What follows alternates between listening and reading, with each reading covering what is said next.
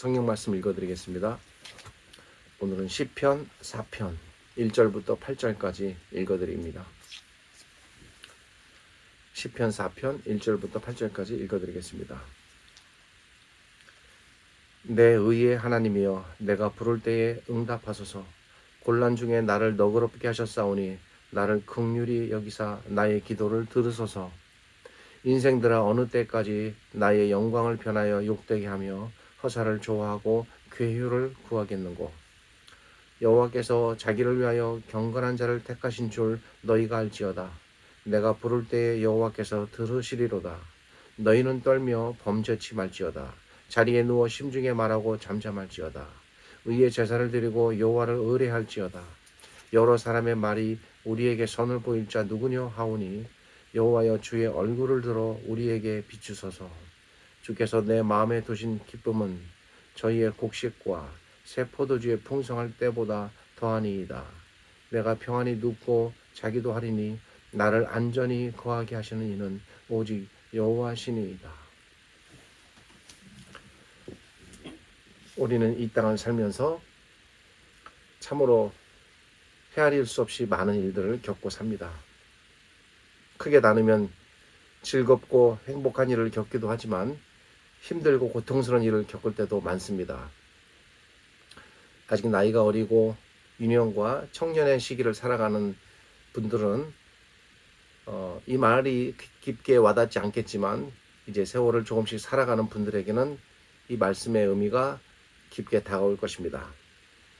만약 우리가 살아가면서 겪는 모든 일들을 무게를 재듯 저울로 잴 수 있다면 어떨까 하는 생각이 듭니다. 내가 겪는 일들을 무게로 달아서 잴 수 있다면 나이를 먹어갈수록 그 무게는 한쪽으로 기울어질 것입니다.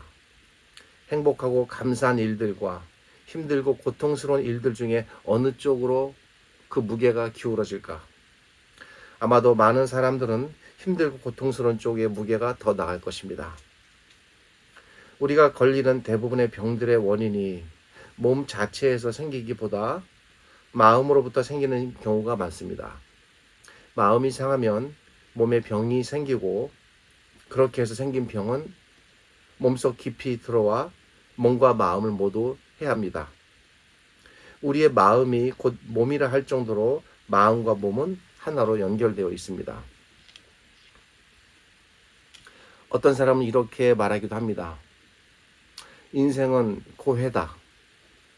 바다는 그 끝을 알 수 없듯 우리의 고통의 끝도 과연 어디가 그 끝이고 언제 우리의 고통이 끝나는가 알기 힘듭니다.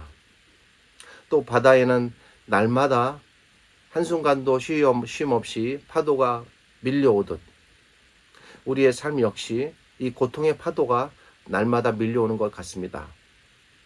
그런데 잘 생각해 보십시오. 우리가 겪는 거의 대부분의 이 고통과 아픔은 무엇으로 생겨날까요? 이 고통의 중심에는 무엇이 있을까? 그 중심에는 언제나 사람이 있습니다. 일이 힘들어서 힘든 것이 아닙니다. 환경이 힘들어서 힘든 것이 아닙니다. 사람이 힘들어서 힘든 것입니다. 몸이 아파서 아픈 것이 아니고 사람 때문에 아픈 것입니다. 어떤 조사 결과에 의하면 어떤 사회든 공동체든 그 사회나 공동체가 집단적인 재난이나 삶의 어려움에 처해지면 오히려 그 속에서 그들의 결속은 더욱 단단해진다고 합니다. 그리고 그들이 그 속에서 평소에 느낄 수 없었던 결속감과 행복감을 느낀다고 합니다. 이것은 무엇을 의미합니까? 사람의 고통이 꼭 외부로 오는 것이 아니라는 것을 알려줍니다. 남에게 이용당한 사람의 그 고통의 중심에는 무엇이 있을까요? 가장 고통스러운 것은 무엇을 잃어버렸다는 것이 아니라 믿었던 사람에게 마음을 도적질 당했다는 사실일 것입니다. 돈은 일해서 벌 수 있지만 잃어버린 마음은 어떻게 찾을 길이 없습니다. 그래서 우울증이 생기고 몸에 화병이 생기고 또 그것이 병이 되어 심지어 죽음에 이르기는 경우까지도 있습니다. 마음의 고통이 이렇게 몸을 짓누르는 것입니다. 나와 가장 가까운 사람, 나를 가장 잘 이해해 줄 것으로 믿었던 사람이 나에게서 등을 돌릴 때 그 아픔은 찌르는 칼날 같고 더욱더 극심하게 다가옵니다. 그런 고통은 더욱더 큽니다. 어떻게 그 깊이를 헤아리기 힘들고 견디기가 힘듭니다. 한 나라의 왕은 어떨까요? 왕이 되면 이런 고통에서 자유로울까? 왕은 언제나 즐겁고 행복할까? 그래서 사람들이 그토록 권력을 얻고 왕이 되기를 바라고 지금도 대통령이 되기 위하여 그렇게 애쓰는 것일까? 자신이 원하는 모든 권력, 모든 지위, 모든 부귀를 다 가졌으니 그래서 행복은 당연히 따라오는 것일까? 아닙니다. 결코 그렇지 않습니다. 왕도 결코 이 고통에서 비켜갈 수 없습니다. 왕이 결코 그렇지 않다는 사실을 보여주는 한 사람이 있습니다. 그가 바로 이 시를 지은 시인입니다. 시인은 다윗입니다. 이 시는 다윗이 가장 믿었던 사람, 그가 가장 아꼈던 사람, 가장 의지했던 사람에게 그가 버림을 받았을 때 지은 시입니다.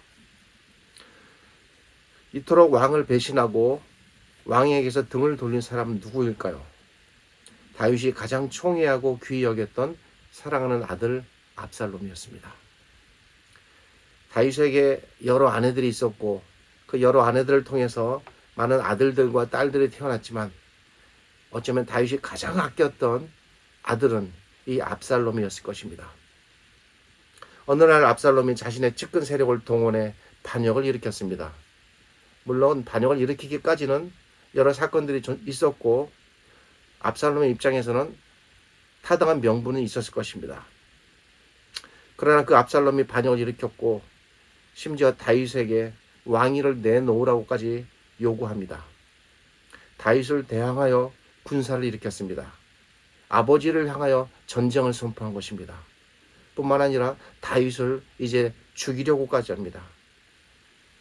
아들로서 도저히 할 수 없는 일들이 벌어지는 것입니다.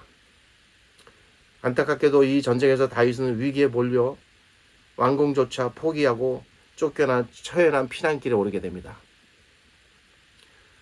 지금까지의 그 인생에서 수많은 전쟁에서 결코 패배를 모르고 살았던 그런 왕이요 장군이었던 다윗이 이 아들의 배신에 쫓겨나는 것입니다. 그가 쫓겨나자 그에게 수많은 백성들이 등을 돌리고 다윗을 조롱하며 심지어 먼지를 날리고 돌을 던집니다. 이러한 말로 표현할 수 없는 상상하기 힘든 극심한 아픔 속에서 지어진 시가 이 시입니다. 어쩌면 인간이 당할 수 있는 배신이라면 가장 심각하고 가장 욕된 배신을 당한 사람이 이 다윗이 아닐까라는 생각이 듭니다. 이토록 배신당할 수 있습니까? 인생들아 어느 때까지 나의 영광을 편하여 욕되게 하며 허사를 좋아하고 괴유를 구하겠는고. 이 구절은 매우 간략하고 압축적인 시적 표현이지만 이 구절 속에 아들의 배신으로 처절한 상처를 당하고 왕궁을 떠나 피난길에 올라야만 했던 그 극심한 다윗의 절망과 고통, 아픔이 모두 녹아있는 것입니다. 그런데 우리가 주목해야 할 구절은 7절입니다.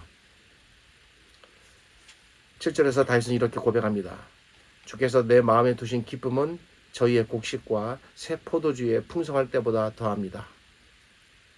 이스라엘 백성에게 있어서 가장 기쁜 날이 있다면 이스라엘 백성뿐 아니라 어느 민족, 어느 나라도 마찬가지겠습니다만 그 힘들었던 수고로웠던 1년의 농사를 마치고 그렇게 간절히 바랐던 만큼의 그 곡식과 수확, 이스라엘의 백성 입장에서는 특별히 포도입니다. 이런 것들을 수확하는 날입니다.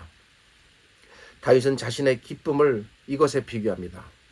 기쁨 중에 기쁜 날이 있다면 곡식과 새 포도주를 얻는 날이지만 자신의 기쁨은 이거보다 더 크다고 말합니다. 도저히 지금 이 조금 아까 말씀드린 이 전반부의 시의 상황에서는 나올 수 없는 그런 다윗의 감정적 표현입니다.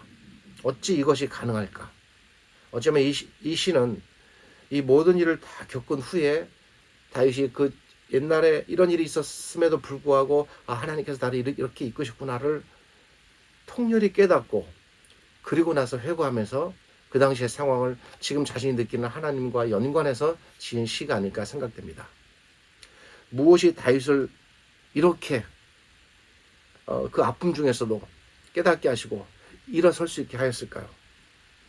압살롬이 돌아왔기 때문일까요? 아니면 그가 원했던 왕위를 다시 되찾았기 때문일까요? 아니면 모든 대적들을 물리쳤기 때문일까? 모두 아닙니다. 물론 이 전쟁에서 궁극적으로 다윗은 승리하게 됩니다.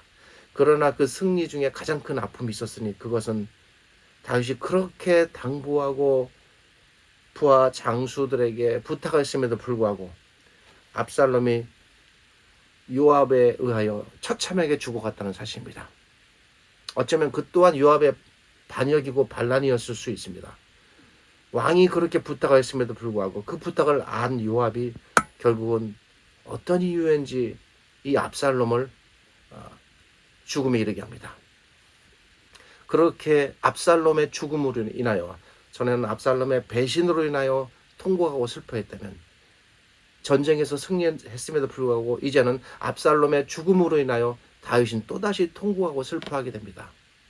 그럼 모든 통곡의 터널을 통과한 다윗이 이렇게 외치는 것입니다. 다윗이 무엇 때문에 이렇게 외칠 수 있었을까? 그것은 여호와 하나님께 대한 어떤 사실을 그가 깨달았기 때문입니다. 만약 다윗이 이 고통 속에 던져지지 않았다면 어쩌면 하나님을 이렇게까지 깨닫지는 못했을 수도 있습니다. 오히려 그 고통과 힘든 삶이 그가 하나님을 다시 새롭게 깨닫고 알게 되는 계기가 되었던 것 같습니다. 그래서 8절에 다윗은 이렇게 고백합니다. 내가 평안히 눕고 자기도 하리니 나를 안전히 거하게 하시는 이는 오직 여호와시니이다. 다윗에게는 많은 군사들이 있었고 뛰어난 장수들이 있었고 그를 지키는 많은 세력들이 있었지만 그 모든 것을 뒤로 하고 오직 나를 평안히 눕고 자며 나를 안전하게 거하게 하실 분은 여호와뿐이구나 라는 것을 깨달은 것입니다. 어쩌면 너무나 당연한 이야기고 이 시에서 우리가 느낄 수 있는 너무나도 분명하고도 쉬운 해석입니다. 그런데 이것이 우리에게 주는 이 가르침은 너무나도 분명하고 소중합니다. 아들에게 배반을 당했지만 왕궁에서 쫓겨났지만 갈 곳이 없어 떠돌았지만 길 위에서 찬 음식을 먹으며 언제 목숨이 떨어질지 모르는 아들의 배신으로 인하여 고통스럽게 살았던 다윗, 그리고 끝내는 그 아들마저 죽었던 다윗, 가장 고통스러울 때에 가장 위기의 순간에 깨달은 것입니다. 그래서 외치는 것입니다. 주께서 내 마음에 두신 기쁨은 저희의 곡식과 새 포도주를 얻는 그 풍성함보다, 어쩌면 이스라엘 백성들에게 그보다 더 큰 기쁨은 없을 텐데 그것보다 저는 더 기쁩니다. 이 설교를 준비하면서 저는 우리와 다윗이 다른 점이 한 가지 있다면 무엇일까 곰곰이 생각해 보았습니다. 다윗이나 우리나 모두 같은 사람입니다. 아무리 다윗이 뛰어나고 위대해 보여도 어떤 면에서 한없이 연약하고 또 약한 존재입니다. 다윗도 그렇고 우리도 모두 사람의 배신을 당하고 사람으로 인해 고통당하고 취약합니다. 고통당하고 상처받고 그리고 화내고 미워하고, 다윗에게 화와 분노가 없었겠습니까? 그리고 포기하고 그리고 좌절하고 주저앉고 그렇습니다. 가족으로부터 버림을 받기도 합니다. 어쩌면 우리는 다윗처럼 심각한 버림을 받지는 않을 것입니다. 상처를 받습니다. 가장 가까운 사람이 나를 원수로 돌리고 배신합니다. 너무나도 견디기 힘듭니다. 그 고통이 말로 다 표현할 수 없습니다. 인생을 가만히 돌이켜 보십시오. 내가 믿었던 사람에게 내가 버림받은 경우는 없을까? 있을 것입니다. 그런데 다윗과 우리에게 한 가지 다른 점이 있다면 그것은 다윗은 결국 그 고통의 중심에서 여호와 하나님을 보다 분명하고 새롭게 알게 되었다는 사실입니다. 오직 여호와만이 내가 안전하게 거할 수 있는 유일한 분, 그리고 그분이 나의 유일한 피난처, 내가 의지할 수 있는 유일한 대상이라는 것을 고통 속에 깨닫는 것입니다. 그래서 다윗은 고통 속에서 기쁨을 발견했습니다. 아마도 이 점이 다윗과 우리의 다른 점이고, 그리고 우리가 앞으로 나아가야 할 신앙의 목표이고 방향이 아닐까 생각이 됩니다. 고통을 주는 사람을 원망하고 한탄하고 저주하고 절망하면서 하나님을 못 보는 그런 경우가 우리에겐 많습니다. 어쩌면 그만큼 고통과 아픔이 크기 때문일 수도 있습니다. 충분히 이해합니다. 그런 안타까운 것은 그 고통 속에 하나님을 알지 못하다가 하나님의 백성임에도 불구하고 신앙적으로 무너지고 스스로 자신을 가두게 된다는 것입니다. 다윗처럼 그렇게 그럴듯하게 멋지게 깨닫지는 못해도 아주 조금씩이라도 미약하게라도 우리가 하나님을 조금씩 깨달았으면 하는 마음이 간절합니다. 그리하여 그 하나님으로 인하여 언제나 위로받고 하나님으로 인하여 우리가 살아가는 맛을 느꼈으면 좋겠습니다. 우리도 진정 이런 고백을 언젠간 할 수 있기를 바랍니다. 주께서 내 마음에 두신 기쁨은 저희의 곡식과 세포들이 풍성할 때보다 더합니다. 기도하겠습니다. 하나님 감사합니다.